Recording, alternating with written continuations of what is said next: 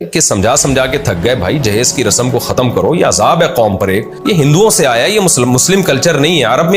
अरब तेल के कुओं के मालिक होते हैं, आज भी जहेज का लेन देन नहीं है। आप जुनूबी और शुमाली वजीरिस्तान जाओ जहां अंग्रेजों ने हुकूमत नहीं की, वहां आज भी जहेज नहीं है। तो ये तो जब हम मुस्लिम कौम गैर मुस्लिमों के साथ रही है तो ये गैर मुस्लिमों से आई है ये लानत हमारे यहाँ, ये हमारा अपना कल्चर नहीं है। तो इस लानत का बाइकआउट करें ना आप लोगों से। जहेज लेना कैसा है, जबकि लड़की वाले कहें कि हम खुशी से दे रहे हैं। सारे लड़की वाले यही कह रहे होते हैं कि हम खुशी से दे रहे हैं, लेकिन जब बच्ची पैदा होती है तो बाप की पेशानियों पे, गरीब बाप की पेशानियों पे उसी वक्त से बला आ जाता है कि यार इसके लिए मैंने कितना जहेज तैयार करना है। तो ये खुशी खुशी ऊपर ऊपर की होती है, उस वक्त तो शायद होती होगी। इस रस्म को खत्म करना चाहिए कि आप पहली रात कम वक्त अपने बिस्तर पे नहीं सो सकते, उस बेड पे सो रहे जो तुम्हारी बेगम लेकर आई है घर से, तो कम से कम बिस्तर तो उसको अपना वाला दे देते, अलमारियां तो अपने पैसों से खरीद के दे देते उसको। तुम्हारे कपड़े लटक रहे हैं तुम्हारी बीवी की अलमारी में, तुम्हारे दोस्त सोफों पे आके बैठ रहे हैं, वो तुम्हारी बीवी के सोफे हैं। तो गैरत और भी कोई चीज होती है ना। जहेज का बाइकआउट करें, इसने जिंदगियां बर्बाद कर दी हैं लड़की वालों की।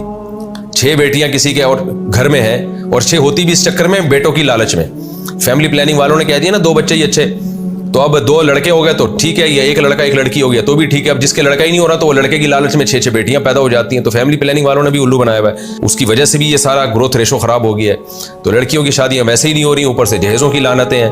तो सारे खुशी खुशी करके एक तूफान बदतमीजी खड़ा किया हुआ है। तो इसलिए इसका बाइकआउट करना चाहिए।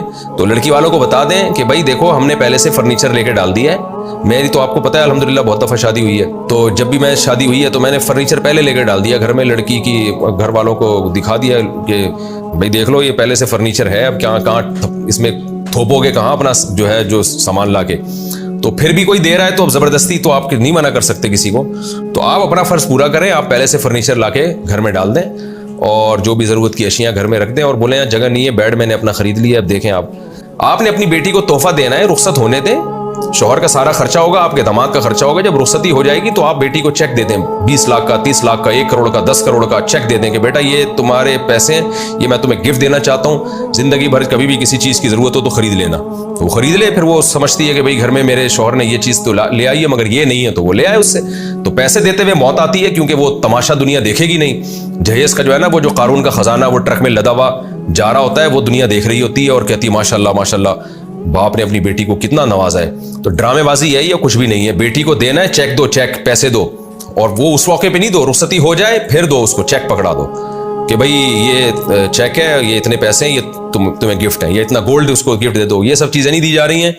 और ये भी मैं कह रहा हूं कि ना दो, आपकी बेटी है, जब जरूरत होगी तो आपके पास आ सकती है। आप बेटी को ये कह दो कि बेटा मैंने तुम्हें रुखसत करके भूल नहीं गया हूं, तुम्हारी सारी रिस्पॉन्सिबिलिटी, जिम्मेदारी तुम्हारे शौहर की है, लेकिन ऐसा नहीं है कि मैंने घर के दरवाजे बंद कर दिए।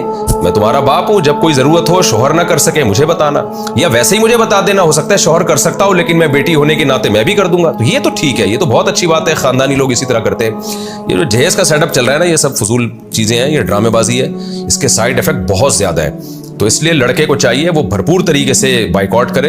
देखो बाप तो मजबूर होके देता है कि यार नहीं दिए तो ससुराल में सासें ताने दे दे के खा जाती हैं। सासों के ताने तो ऐसे गलीज किस्म के होते हैं ना, बेटे को पता भी नहीं हो रहा तो मेरी माँ मेरी बीवी को ताने क्या दे रही है, वो तो अलग से देगी ना, इसकी मौजूदगी में थोड़ी देगी। ऐसे ऐसे ताने देती हैं कि लाई क्या चंद चीथड़े, और बातें ऐसे करती है जैसे तेरे बाप ने तुझे सोने में तोल के भेजा हो। ये सासों के ताने होते हैं, सिवाय उन सासों के जो इस वक्त मेरा प्रोग्राम देख रही है, उन सासों के अलावा की बात कर रहा हूँ। तो बड़े मजबूर होते हैं बाप लोग, भाई लोग, कि वो अपनी बहन को वो देते हैं। उनको पता है कि यार ये बड़ा बाद में बड़े मसाइल खड़े हो जाएंगे।